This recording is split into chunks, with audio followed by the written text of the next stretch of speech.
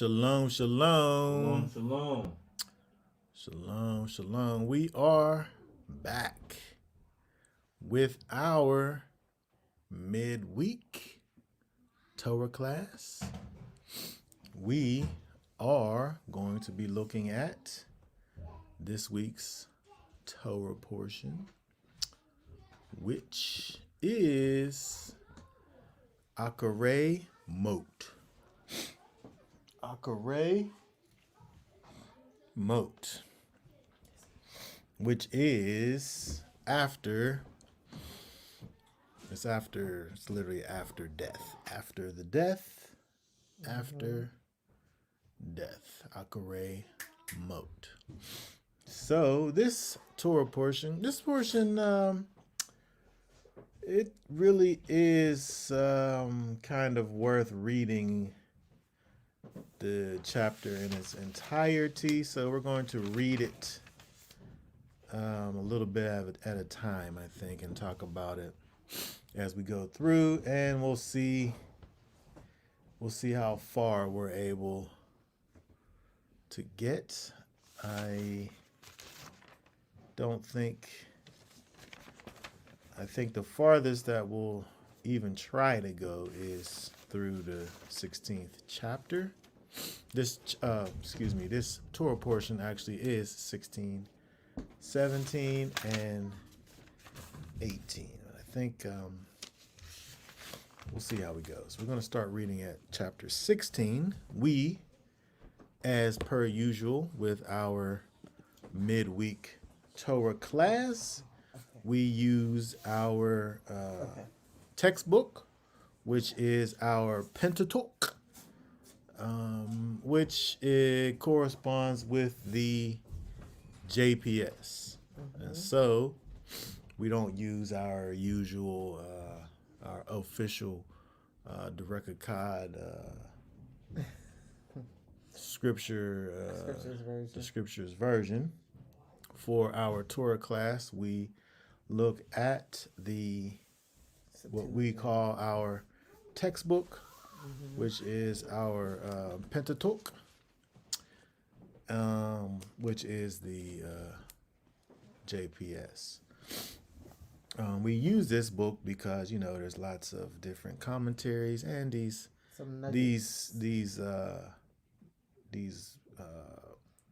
we're mid-rashing. Oh, yeah. All right, so let me go ahead and pull up for us the appropriate version and find the proper chapter, and we'll read. Oh, hold on, let me put it up on the screen. We'll go ahead and read. Let's see. Hold on. Let me see how far we're going to read down. Let's read.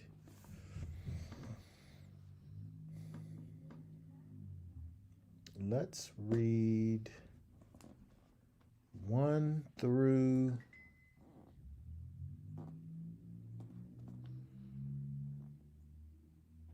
Let's just start off by reading 1 through 6. And if we have anybody in the class out there in YouTube or Facebook world, go ahead and share the video. Go ahead and share the video and go ahead and hit that thumbs up so that we can get a couple more people up in here. All right, so let's go ahead and begin at verse 1. It says, "And Yahweh spoke unto Moses after the death of the two sons of Aaron, when they drew near before Yahweh and died. And Yahweh said unto Moses, Speak unto Aaron thy brother, that he come not at all times into the holy place within the veil, before the ark cover which is upon the ark, that he die not. For I appear in the cloud upon the ark cover. Herewith shall Aaron come into the holy place with a young bullock for a sin offering and a ram for a burnt offering. He shall put on the holy linen tunic, and he shall have the linen breeches upon his flesh, and shall be girded with the linen girdle, and with the linen mitre shall he be attired. They are the holy garments, and he shall bathe his flesh in water and put them on. And he shall take of the congregation of the children of Israel 2 he-goats for a sin offering, and 1 ram for a burnt offering. And Aaron shall present the bullock of the sin offering, which is for himself, and make atonement for himself and for his house. Okay, very good. So, if we go all the way back up here to the top, we'll see that, first of all, the portion, Acharei Mot. Acharei Mot is these words here from this first verse after the death. Hold on one second. Let me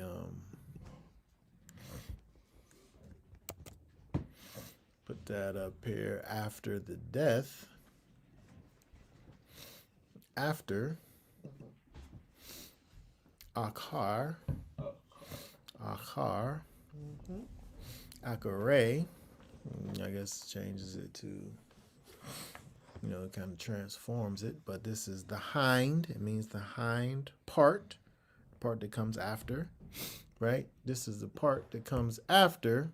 What comes next? Yahweh, the Most High, said to Moses after, at the hind part of the moat of the Mavet. There it says right there, right? And so that word literally means death. Okay, and so after the death of the 2 sons of Aaron. And so it's interesting where it talks about when they died. Okay. When they died, this is after that. And so verse 2, speak to the sons of Aaron, thy brother, that he come not at all times, that he come not at all times into the holy place. And so it became necessary to have these instructions to the people, just in case they didn't already know, that he can't come at all times into the holy place within the veil before the ark, which is upon the ark. And if he do, he'll die. He needs to know that he can't come at all times so that he die not.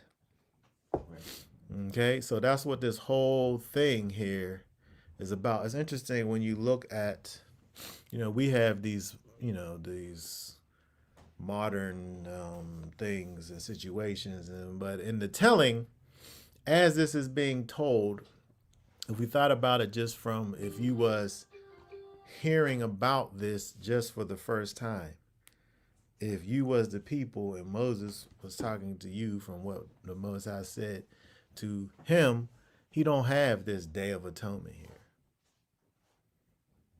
That's a heading that the people put in after the fact. He don't know what's about to be said. Yeah, and it ain't as of yet. We read 6 verses and then mention the Day of Atonement. What it's talking about is this is when this happened after the death, and you need to know that you can't come at all times to the holy place, the most holy place, beyond the veil. But when you do come, herewith shall Aaron come. When he do come in verse 3 into the holy place, this is the way that he come. It's like establishing a protocol. Right. Yes. Protocol don't just come any kind of way. You can't just come, not only any kind of way, anytime. but you can't come at all times. His office hours. There's hours that you could come. And is the only time that you could come. You can't come at all times. You know. But he doesn't say what the time was yet. But he is saying when you do come, we didn't say when yet. But when you do come, this is how you come.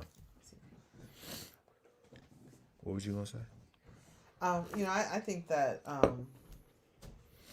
you know, it's kind of like even I want to see that marker. It's even with the priest. Hold on 1 second. Sorry. Hold on.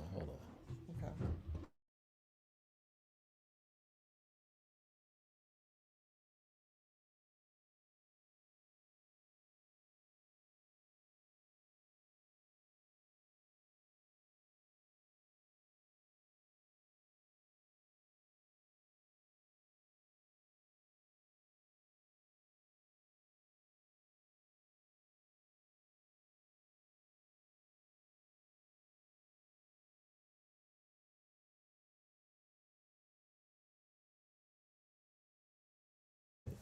Okay, so when we get to this place here in verse 3, it begins to tell them tell Aaron, not them, tell Aaron how he is supposed to come. Yes. And what is necessary for him whenever he gets ready to come. And so it says he need to come with a young bullock for a sin offering and a ram for a burnt offering. And so I don't know if you remember. Do you remember when we was looking at the Torah portion before and it mentioned the sin offering and a burnt offering, but it mentioned them reverse. Yeah, that was for the woman with the pregnant after the birth. Yeah. I remembered, but I wanted to know if somebody else remembered. Oh. Okay, and so this is just another example of whenever we see these things together, if you're bringing a sin offering and a burnt offering, the mentioning of them, they're typically this way, where it says sin offering and then the burnt offering. And so here is the young bull is the sin offering. And again, that's usually a young bull is for the whole nation or the high priest. And so the high priest, when he's bringing this sin offering for himself, because he needs to deal with his own situation before he can go and take care of all of the things that he's going to do for the people, we see that what he has to bring is the most expensive thing. And one of the things that they, if we look here, I want to mention this because let me switch over to our textbook. Because the sin offering, of course, deals with the sin, and the burnt offering is like worship.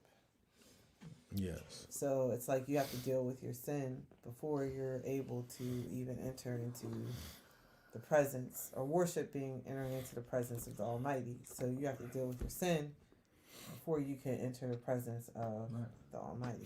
Yes, exactly. And you could also think about it in that way. And you can also think about it the way when Yeshua talks about judging, right? When he says, first thing you need to do is you need to get that log out of your eye before you could go and get the beam, the speck out of somebody else's eye. And so the priest, he can't go and be doing nothing for the people until he do something first for his own self. Right. Oh, yeah. All right, and so let's look over here and what what our textbook has to say here, but I thought this was interesting here when he talks about the bullock and the ram. These offerings are personal to the high priest and must be his own property. The atonement for his own sins was his first act on the great day. Only when purged of his own sin was he fitted to secure forgiveness for the sins of others. And so, again, like we said, he first thing he had to do was take care of his own situation. All right, and so we see that's what he had to bring. Now he's not doing it; it's just telling us what he needs. Okay, in verse 4, the other thing that he needs is that he needs to put on this holy linen tunic, the breeches, and the girdle, and the little tire hat. Right? And so, and he needs to wash his body and put those things on. And so if we notice, when he goes into the most holy place, when he gets ready to go and do all of these things that he's about to do, he don't wear his holy garb. He don't wear his fancy clothes when he goes into the most holy place. The most holy, those fancy clothes that he wears, those clothes were made for the people to look at him for the beauty and the glory, for the people when they look at him. Yeah. And so when we think about the high priest going into the most holy place, he's going into the place where the presence of the Most High is. And so ain't gonna be no beauty and no glory up in there. Not above what, because Yah is all glorious. So how are you gonna try to? You can't, right? And so he's a civilian when it comes to him. Yes. Well, yes. Well, he's like a priest, yes. a Levite civilian. Yes. Well, there's only one person that could go in there, so. But he takes off all of the fanciness because the fanciness is a picture of the Most High to the people. Yes. The people look at that and they see all of that beauty and glory, and it causes them to think about high things. The priest, when he goes into the most holy place, he's the one that's thinking about high things. He's thinking about the Most High. But actually, he can't see when he's in there anyway. We didn't talk about that yet anyway. But all right, so let's keep on looking down here at verse 5. So he has these other clothes that he got to put on, and also the other thing that he's got to take is from the children of Israel, he got to take 2 he-goats for sin offerings and 1 ram for a burnt offering. And so, so there's 2 burnt offerings and there's 2 sin offerings. 1 sin offering is a goat. Is a bull, and the other sin offering is these 2 he-goats. The he-goats are for the people. The bull, of course, is for the priest, and the ram is, of course, the burnt offering. And so it's interesting also when we think about these goats, right? Because think about the significance of a goat as a sin offering as opposed to a lamb. a lamb or like a sheep. Right? A goat is really like a goat is ornery. It's stubborn. It's goat. There's people don't say the term goat headed. Do people say goat headed? I don't know about sayings. Maybe they say bull headed. I don't know what they say. I think they say goat headed. Goats are stubborn. A goat will ram into his owner. He'll knock their kids down. A goat will. A goat will jump over the fence. It'll try to escape. Goats. Lambs, sheep, they're tameable. They're more kind of docile. Sheeps, they're more obedient. Sheeps are. They can be led better than a goat. I remember our kids, our children were playing with goats. Was that like a pun right there? Yes. I was trying. Was it? Didn't really work out that well. Wow, that's impressive. Oh, for you, There you go. for you, that's impressive. I said I don't do sayings, There you go. but they were the goats were like literally playing. They were having a good time with the children. I don't know if y'all remember that. That's when we went to the natural cemetery place, natural burial park, and there was like a little urban farm right next to it. Yeah. Yes. There were some kids. But then with the sheep, they wasn't playing with the kids that much. The at sheep all. stayed in the pen. They stayed. The goats were out. They probably The goat- stayed right where they told The them to goats stay. were out having a good time, and the sheep were back. Yeah. And so, saying all that just to say, when you think about goats, it's an interesting kind of correlation between the fact that this is the sin offering, the goats, and it's these animals that kind of represent that part of you that will cause you to transgress in the first place, right? That kind of stubborn kind of thing. All right? Okay, so all of that is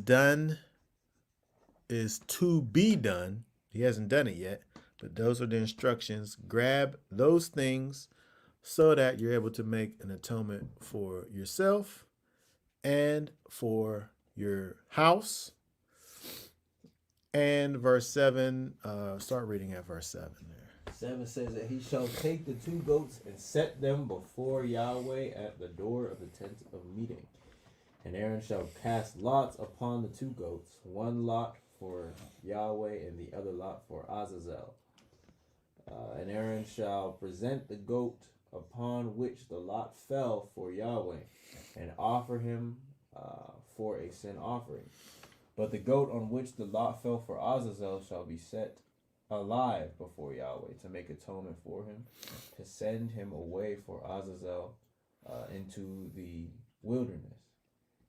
And Aaron shall present the bullock of the sin offering which is for himself, and shall make atonement for himself and for his house, and shall kill the bullock of the sin offering which is for himself. And he shall take a censer full of coals of fire from off the altar before Yahweh, and his hands full of sweet incense beaten small, and bring it within the veil. And he shall put the incense upon the fire before Yahweh, that the cloud of the incense may cover the ark cover that is upon the testimony, that he die not. And he shall take of the blood of the bullock and sprinkle it with his fingers upon the ark cover on the east, and before the ark cover shall he sprinkle of the blood with his finger 7 times. Then shall he kill the goat of the sin offering that is for the people, and bring his blood within the veil, and do with his blood as he did with the blood of the bullock, and sprinkle it upon the ark cover before the ark cover.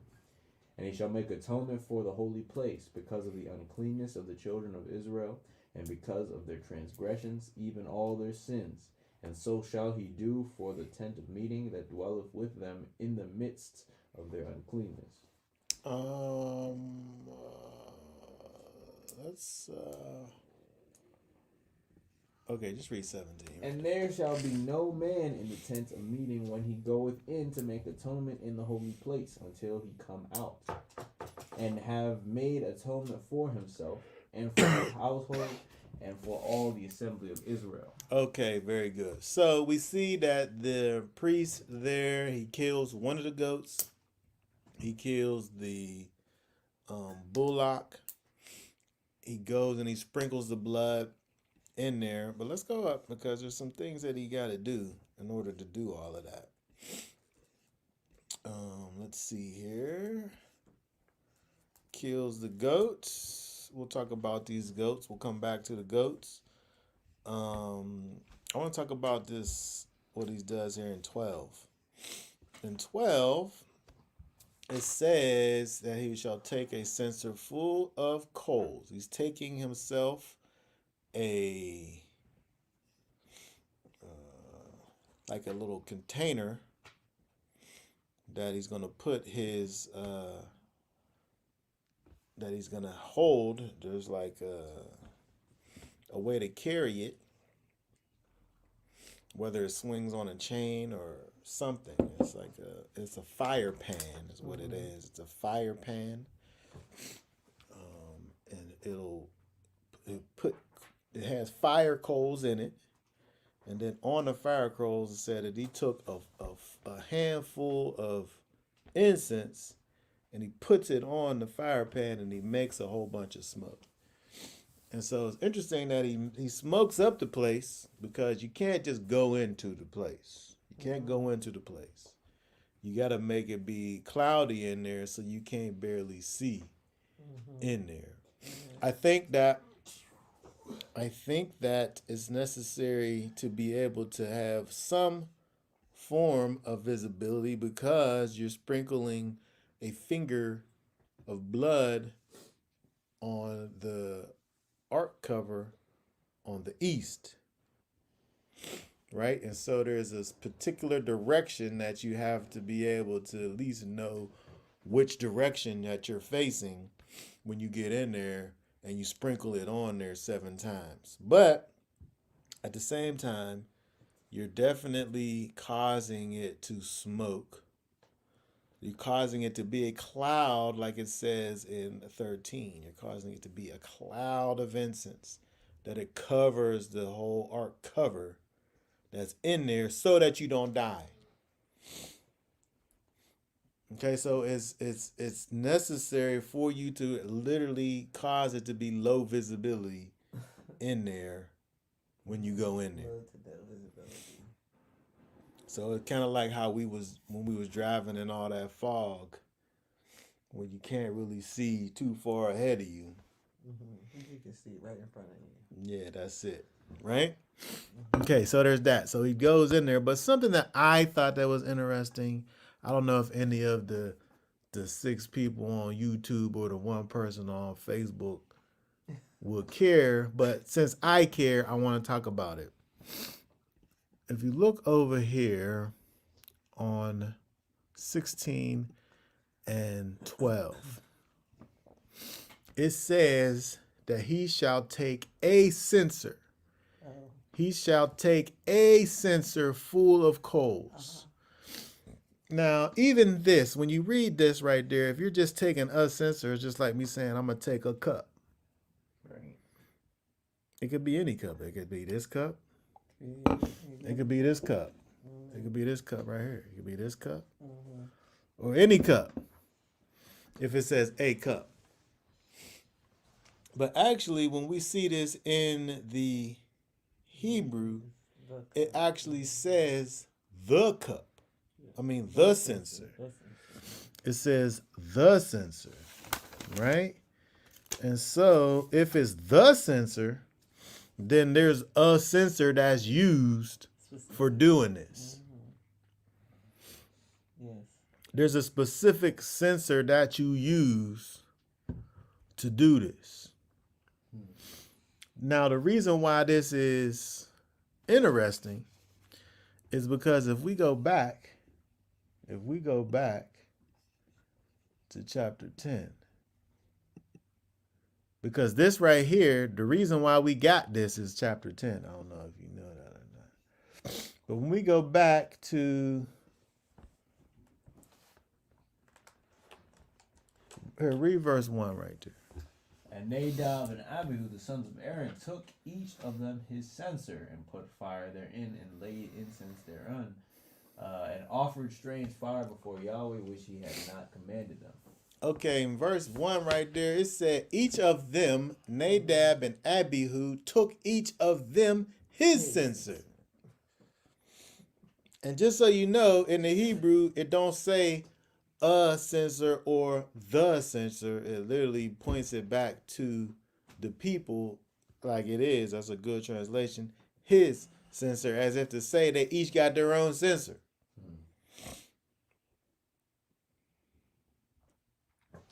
Now, the reason why this is interesting is because I think for me, what this does is further shows the transgression of Nadab and Abihu. Because if there's a censer, if there is the censer, then what censers are they using to go into the place? They broke protocol. All over the place. All over the place they did. They broke it, and they broke it all over the place. But when I saw that, seeing as how though we just got finished looking at it, it was fresh in my mind. It caused me to go back and look and see, because it's so interesting that they have that there like that for it to say the censer. All right, let's keep on going, because actually probably nobody really. I cared about that. I think that the protocol is so important, and we as a people, people coming into the assemblies need to learn how to respect protocol.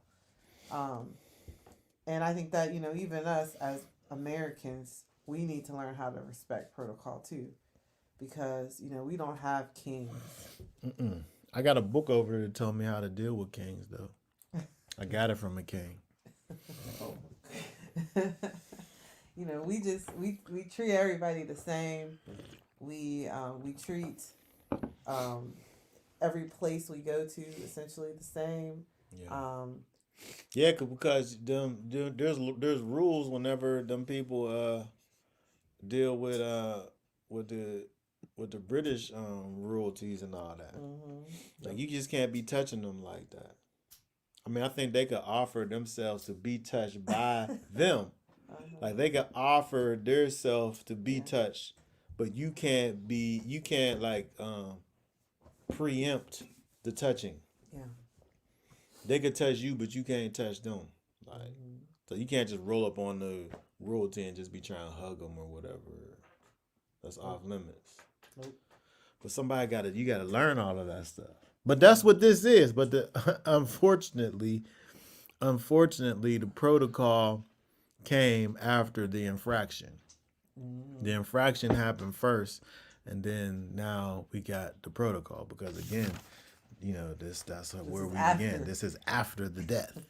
After the transgression. Yeah. And I think that is important. When I speak with people about how we come together and what we do,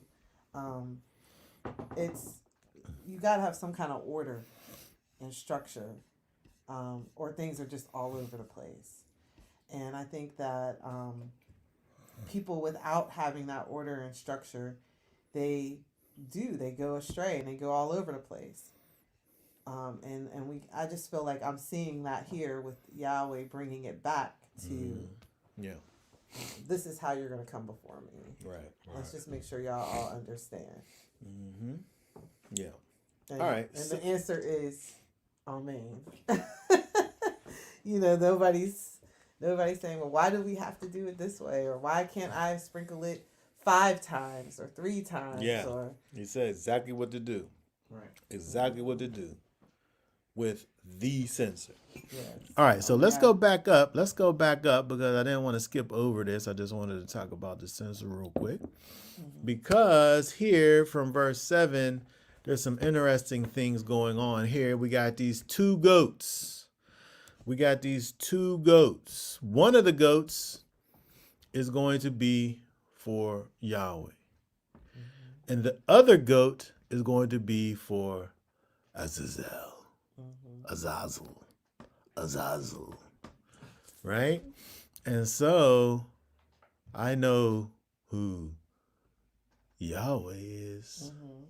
But who is Azazel? First of all, it's interesting that the dice is rolled. Hold on, did we get to that part yet? Present the goat, which fell for. Yes, Oh yeah, 8. Cast lots. Right, you're gonna roll the dice. I don't know if they had like dice. They cast lots. What do we say for this? Cast lots. What is that? Oh, hold on. Let me get my interlinear out. Meaning to be rough, a pebble, a lot, a stone. So it's kind of like, I guess it's kind of like dice. They have a particular situation, and then they roll it, and however they determine which one's going to mean whichever. Probably it says cast though. Are they throwing them? Natan. Yeah. Oh, that could but it could be cast or it could be a sign too though, right? So it really could be like when you think about how they have the Urim and the Thummim, where if you got these 2 things in a bag, you reach in and whatever you pull out, that really could be casting lots. We thinking about casting as like throwing, which it could be that somehow they do it, but it could be that done that way, or it could be assigning something and then arbitrarily kind of going to see what, because when you think about it, I guess it has a way of having it be not like out of the hands of the person, right? It kind of makes it be divine. And then one thing that the rabbis talk about is the fact that these 2 goats had to be like identical to one another. They had to be like, you couldn't have like a beautiful one and like a ugly one. And where you would try to make the one be for one and the other be for the other, right? Or like a white one and like a speckled one. Yes, they both had to be perfect. They had to look similar. And they had to be, and they wanted them to be like equal with one another. That's interesting. So there's no bias. Right. I mean, you was casting lots anyway, but maybe if you was going to try to cheat the system or whatever, you was going to have a favorite or what have you. And so let's look at this verse 8 here.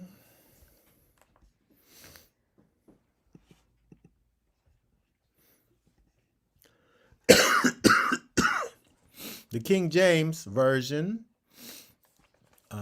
what we see in the JPS, it keeps it as Azazel. The King James makes it be scapegoat. And so Azazel, if we look over here, is really a compound word.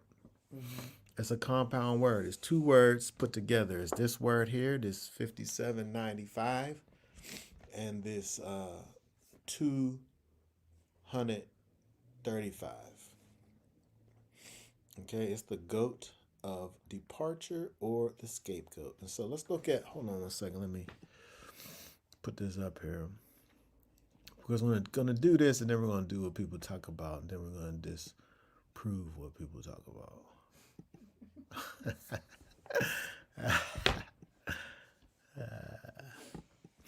All right, so let's see here. Scapegoat. Strong's. Azazel. Okay, so it is two words smashed together. Is this word Az, which is a she-goat. She-goat. Right? Goat's hair, goat, kid. And so you have the word goat there, she-goat, as strong, but masculine and plural. But this is kind of a singular, so it's not plural. Mm-hmm. All right, so you have the goat part, and then you have this part, the azal part, which is to go away. So it's the go away goat. It's the disappear goat. Okay? It's the go to and fro goat. Okay? And so it's I want to look at this. I want to look at this because people talk about this Azazel goat, and they want it to be like a demon.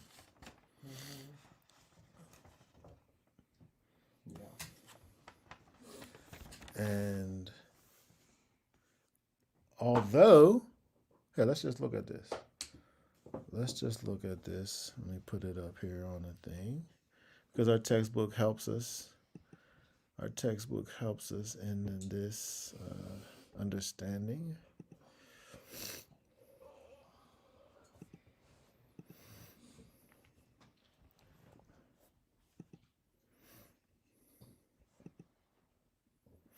Okay, very good. So here we go. If we look at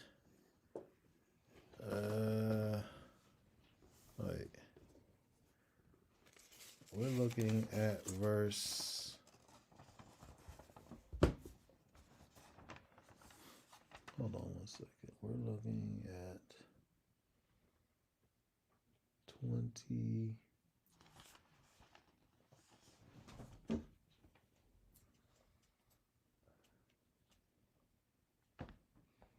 Hold on one second here. Let me find it.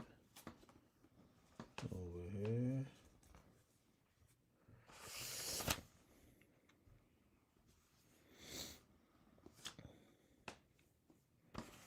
You pass it up already? You just knocked it out. Knocked it out. All right. Oh, I can find it while I'm doing that. All right, hold on a second. Yeah, do some situating here.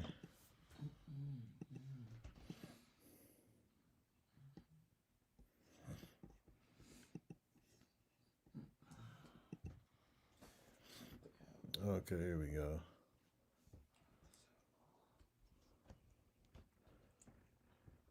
As soon as I move this thing and touch it.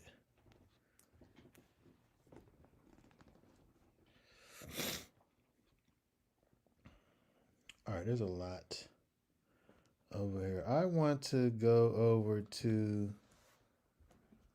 I kind of want to read this whole thing. Oh, here we go. All right, it's over here. If we can see this here. Azazel. Right here. Better dismissal. Right? How we looked at it and said it's the kind of it's the go to and fro goat.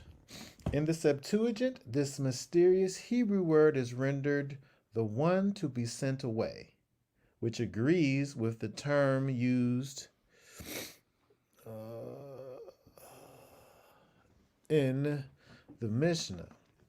The authorized version following the Vulgate has scapegoat, i.e., the goat driven or escaping into the wilderness, like how we looked at the definition there. The Hebrew Azazel, however, is not a proper name, but a rare human noun contracted from the two words that we just looked at in the Strongs, right? Meaning dismissal or entire removal. That's according to all of these things here, Gesenius, Hoffman, Oxford Hebrew Dictionary. Is the ancient technical term for the entire removal of sin and guilt of the community that was symbolized by the sending away goat into the wilderness. Now, in the Talmud, Azazel is translated by steep mountain. Because if we remember later, well, I don't know about remember, but later in the text, we'll see that a clean, fit man takes the goat and lets him go somewhere. And they're saying that they're taking him to a place that is Azazel, and it's a mountain cliff, and he goes and falls off the cliff. It goes to a place not to come back. It's not coming back. It's never coming back. But goats can't goats walk? Well, some of them can, but if you walk it off the cliff, I guess it's not, right? I'm just saying this is what the thought is, right? Yeah. And was applied to the rock in the wilderness, from which in later times the animal was hurled. What? Okay, now at an early period, however, the word Azazel became personified, just as were the Hebrew words for the underworld Sheol and destruction Abaddon. Thereupon, the strangest theories and legends grew up in a connection with Azazel. In certain Jewish traditions, for example, Azazel is foremost among the fallen angels who taught unrighteousness to the children of men, Book of Enoch. This view that the word Azazel is the name of a demon in the wilderness was shared actually by Ibn Ezra and Nachmanides, and is today adopted by most Bible critics, but it is quite untenable. The offering of sacrifices is interesting. In the next chapter, the offering of sacrifices to satyrs is spoken of as a heinous crime in the very next chapter. Homage to a demon of the wilderness cannot therefore be associated with the holiness of temple rites in the chapter immediately preceding. Yeah, so, how in the world can it be a so demon? When you think about the idea of it being a goat demon, it's hard, or fallen angel, it's hard to justify that. Because we're talking about the atonement for sin. And this has always been my biggest complaint with this idea, is because if you say that this is a goat demon, one represents the Most High, one represents an angel, one represents Hasatan.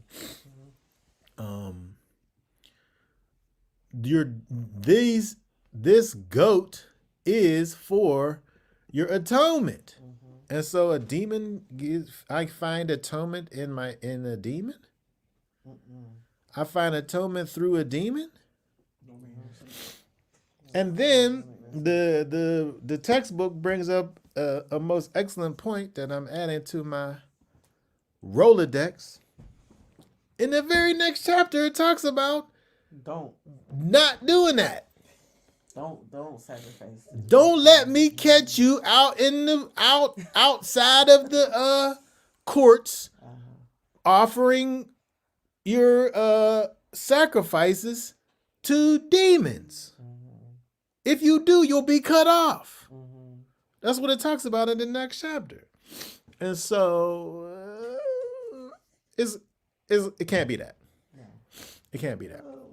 I've always said that when we talk about the two goats, they both give us a representation of Messiah. You got a dead goat, you got a live goat. Oh yeah. Just like you with the bird, they had a dead bird and you got a live bird. Okay? And nobody's both- saying that live bird is Satan or anything like that. No. I mean, No, it's just uh, this Azazel thing, and you can't. It's because of that name. The name just sounds so like. Well, mystical. it only sounds like that because of the Book of Enoch. Yeah. If you don't have the Book of Enoch, you don't even have that idea. That's where it comes from. Never even thought of that. I know. But it's untenable. It's untenable. You like that word? Untenable? That's a good one. Yeah. Okay. All right. So when we deal with these two goats take care of all of the sin. Oh yeah. It takes care of all of the sin. And so it's interesting when we look at this whole situation, when you kill the goat. Let's see. Look at what this is doing. We read down. What do we read down to? 17. So when we look at 15, you kill the goat. It's the sin offering for the people. You bring the blood of the bullock. It makes atonement for. Look at all the stuff that it makes atonement for. This action that he's doing. First of all, the priest makes atonement for his own self. And then he's making atonement for the people with this goat. And he says it's making atonement for the holy place. Because we talked about this. We talked about this the other day. He shall make an atonement for the holy place because of the uncleanness of the children. No. Because of the uncleanness of the children of Israel. And because of their transgressions, even all of their sins, and so shall he do for the tent of the meeting that dwells with them in the midst of their uncleanness. He's got to make an atonement.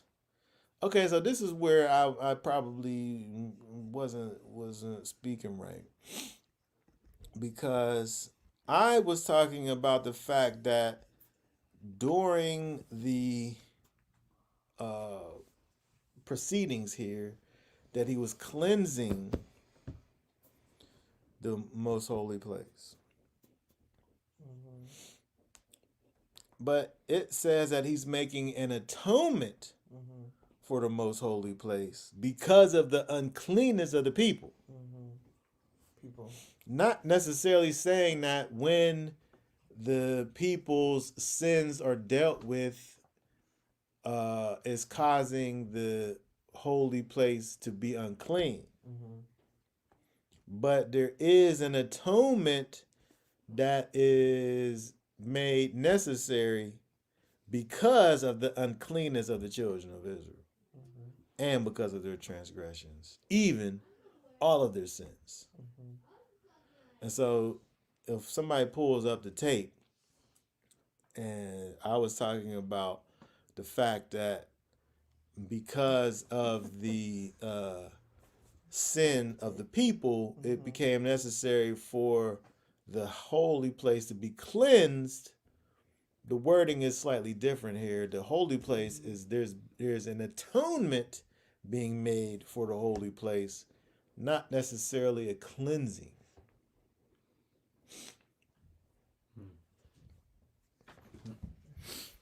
Okay.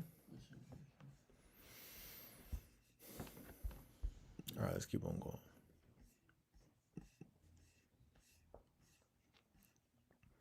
Nobody can't be in the tent of meeting when this is going on. He goes into the holy place, and everybody else have to stay out. They stay out, and they just wait for him to come out of the tent of meeting. We read down to 17.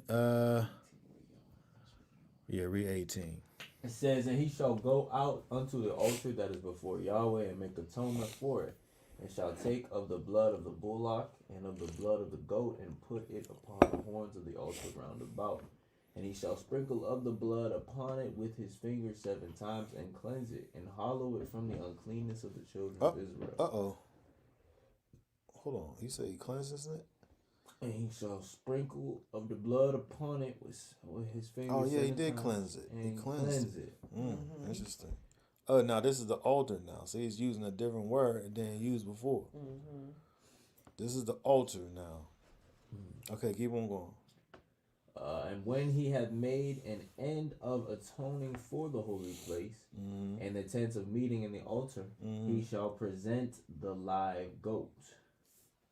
And Aaron shall lay both his hands upon the head of the live goat, and confess over him all the iniquities of the children of Israel, and all their transgressions, even all their sins.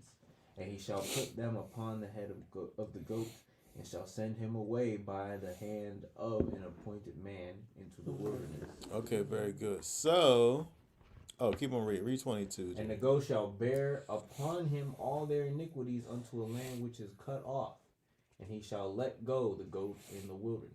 Okay, right. So when we just read the scripture, the man takes the goat into the wilderness and just takes him off into the wilderness. Yep. And lets him go. Mm-hmm.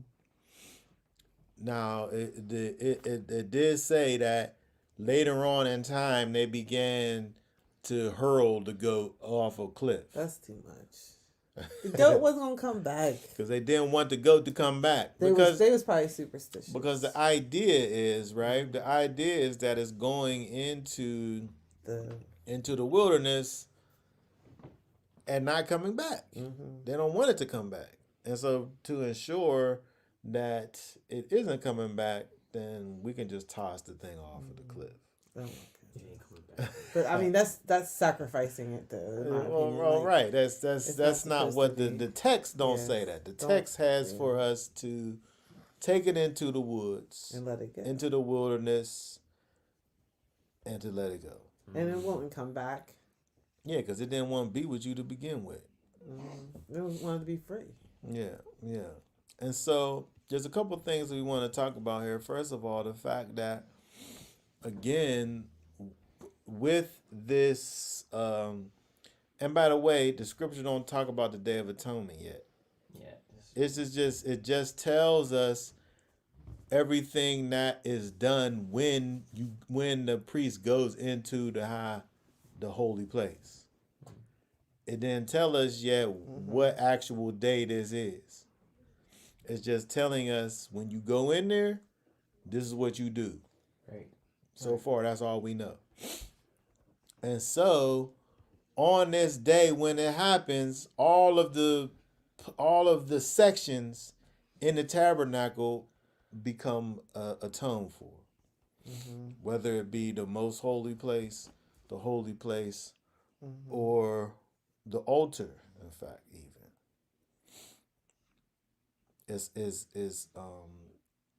there's blood sprinkled on it round about.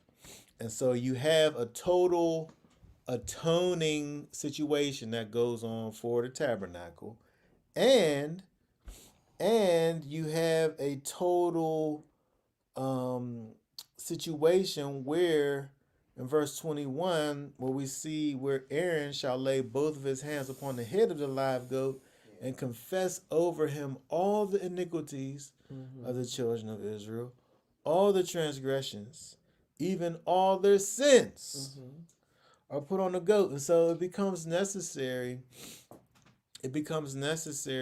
So even though the scripture didn't talk about the Day of Atonement, it's interesting to think about the Day of Atonement and the traditional service that is done, because it literally calls for you, the Achet, it causes for you to vocalize a bunch of things that you're saying all the Achet. So it's like you're saying things, and maybe some of those things are yours and some of them aren't. But the tradition, the practice is kind of mimicking this, where the things that you have literally done you want those things first of all to be transferred to the priest. The priest got to know what the people did before he's able to say the things over the thing. Mm-hmm. That's right. So, there got to be Confession. something from the people to the priest in order for him to say to the thing. We But did this and we did that. how else do we know? So, are the Catholics right? When they got the people coming in and We're- telling I them all mean, this, how they deal with the sins, the or religion's from the Bible. The religion is from the Bible. They got it from somewhere, and then they added their things to it. added it. Because I mean, you would think that if the priest is busy at the high priest, especially if he's busy at the tabernacle all day, I guess You don't know people what the people He did. don't know it. He don't know everything that they was doing. And I mean, the people bringing up their sacrifices and stuff. I'm not sure how much they divulged why they was bringing their sin. I'm saying that they maybe on a day-to-day or whenever they brought their stuff up, people brought sin offerings in all the time. Yeah. And so, Maybe they had a list. All the sins that the people was bringing their sin offerings. well, for. there is that thing that you do. You put your hand on the thing. Yeah. And so, but what I'm saying is that for here, if it's sitting up here saying all the iniquities, Cole was probably all right there. All your iniquities, all your transgressions, all your sins. I'm saying at some point, the representatives got to talk to the priests. Representatives. Yeah, the chiefs, the heads of the people, the representatives. Okay. Got to talk to the priests. Mm-hmm. But the people got to talk to the representatives. Like, this is a part that they don't talk about, but I'm saying that how do it get to this place here? Mm-hmm. But eventually, it come down to the individuals, though. Like, you got to look at your own situation and be ready and willing to confess that thing that you're bringing. Yeah. Because again, this is a national thing, right? This is a national thing, and the whole nation is waiting for this thing to be complete. And so I'm saying that in order to have 21 happen, you got to have the people talk to their tribal representative, who going to talk to the priest, who going to lay the hand on the animal. Communication. Yeah. But I'm saying, it begins with a introspection thing happening within your own self first, in order to deal with all of the iniquities and all of the transgressions and all of the sins of the people. And then you have this transference. He lays these hands on the goat, and then he goes here and says what he says over it and lets the thing go. All right. Let's keep on going here. I was also thinking about, I love the, oh my goodness, why am I going to forget what it's called when we cast the bread upon the waters? Tashli, yes. I love that, and the symbolism of the goats. We say that we cast the bread upon waters that have fish in it, so the fish could eat the bread. But just thinking about the idea of it not coming back. Unless you go fishing down there and eat the fish. Well, nobody's fishing I guess that's why they was at that river. No, people be fishing down there. I mean, they're fishing for catfish. They got cod in there. Cod is in the. I meant to say carp. I don't know if they Is got it carp unclean too or no? Carp, I think, is good. Oh no, I'm not eating carp anyway. I think carp is clean, but because of the fact that carp hang out with catfish, it just don't seem right. By association. It just don't seem right. I'll never Guilt forget by that time. association. I'll never forget the time Purpose. I seen catfish and carp and rats all chilling together in the river. The rats was like backstroking on the river down there chilling and with the carp and I was feeding like I was throwing old bread down there and The was those was rats that came out and ate our tashlik. river rats, yeah. Yeah, that was so scary when they came out and the ducks and the geese, they all want to eat the tashlik as well. But I think that the imagery of casting your bread upon the waters, I'm trying to make a point of that. I think that is a very beautiful symbolism. It's like Azazel. Yes, that's right. Yes. Yeah. I mean, throwing it off the mountain was a lot, but I mean, it shows that they just didn't want their sin to come back. Yeah, and I think the idea of it is, that's the idea. Yeah. Right? You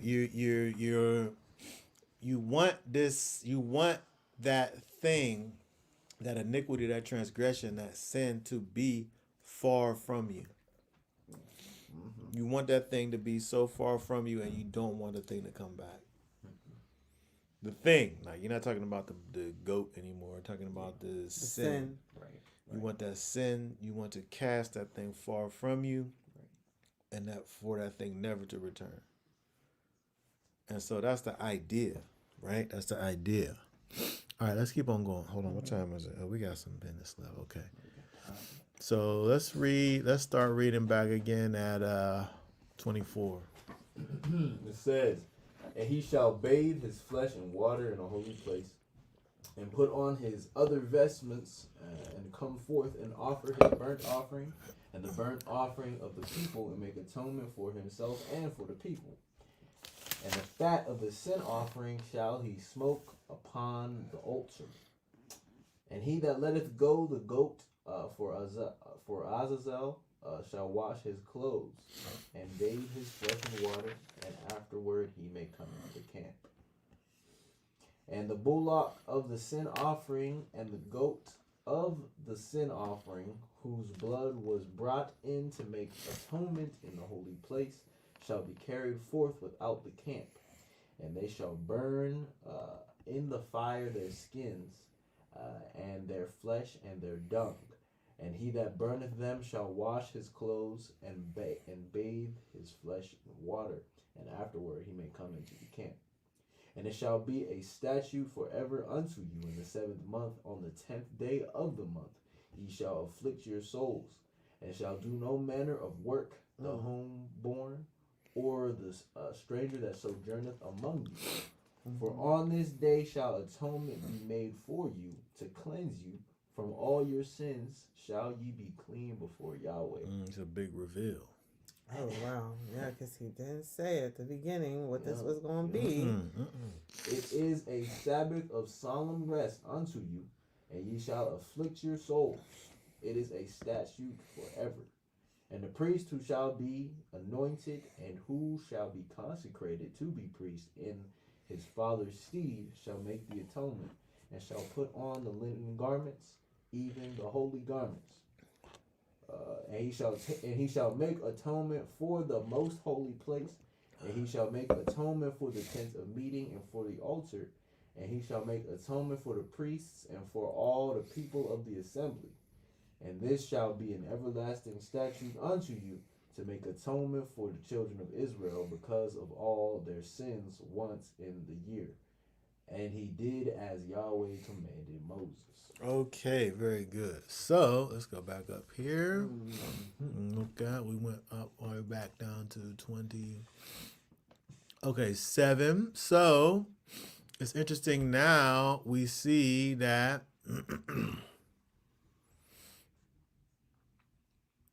the bullock, the sin offering for the priest, and the goat that was a sin offering for the people. The very things that their blood was brought into the place, they was carried out without the camp, and they was burnt in the fire. All of them was burnt. Their skins, their flesh, and their dung. The whole bit of them was burned up. That was burnt, and the person who did it, he had to wash his clothes, and then he had to wash his flesh, to take a bath, and then he could come into the camp. So he was made unclean by well, I guess he could. He wasn't all the way unclean. Well, what he did was kind of dirty. He needed to be washed. He just needed to wash. But he didn't have to wait until. It don't say that night. he had to wait until even. Didn't say he was unclean till even. But what he did was, it necessitated washing. And then finally, once all of that stuff has been done, so after everything has been given, all the instructions, we find out finally that this is the Day of Atonement. This That's is so the Day of powerful Atonement right at That's the end, powerful. right? And then That's now we figure out that all of this time while this is going on, the priest got all this stuff that he got to do. He got a lot to do now. But while he's doing that, you got something to do too.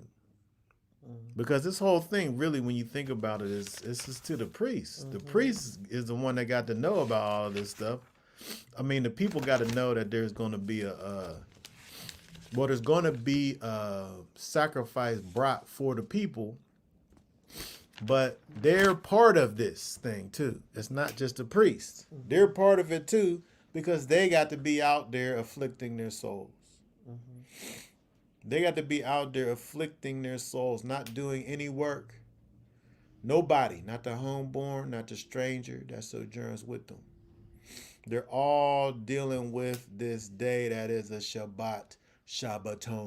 That's what we see right here in 1631. It is a Shabbaton. It's a Sabbath of complete solemn rest unto you. Afflict your souls, you do it forever. You better do it forever. Right? And so this thing now is You see why you've been doing the Day of Atonement, Hiskey? Yeah, forever right there. Yeah. And so for on this day, right, you shall be atonement be made for you to cleanse you, that all of your sins may be clean before Yahweh. Hallelujah. And so it's interesting that we see here in 30, at least, when we see this here, atonement happening and this cleansing happening. Both things are happening. But, mainly this atonement on this holy Shabbat day. He didn't even lead into it by saying this is a Sabbath of complete rest. No. Why is this the most holy day? It's the most holy day. But we don't find out that all of this stuff, all of these instructions that are given for the most holy day is the last thing we find out, is that, this time, the only time that the priest is able to go into the most holy place is on the most holy day. Of the year. The most holy guy is able to go into the most holy place on the most holy day. That's right. Nobody else come in. Nobody else.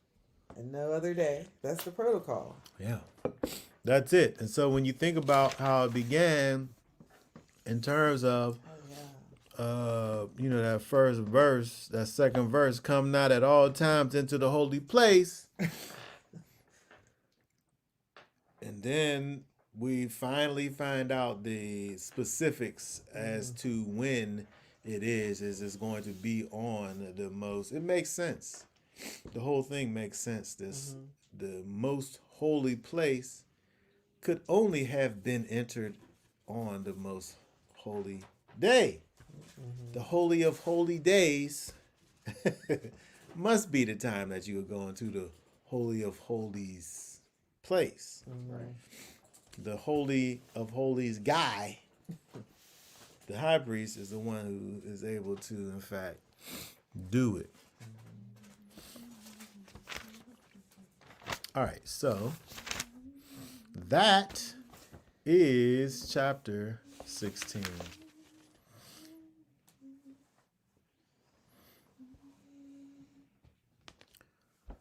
And for now, I think we're going to go ahead. We don't have anybody over in the comment section. That was a good word right there. Yeah. All right, so that being said, we'll be done now because we really only got 3 minutes. So we will save the rest for Shabbat, Yah willing. Shabbat, we will finish up this Torah portion, and we will deal with our the final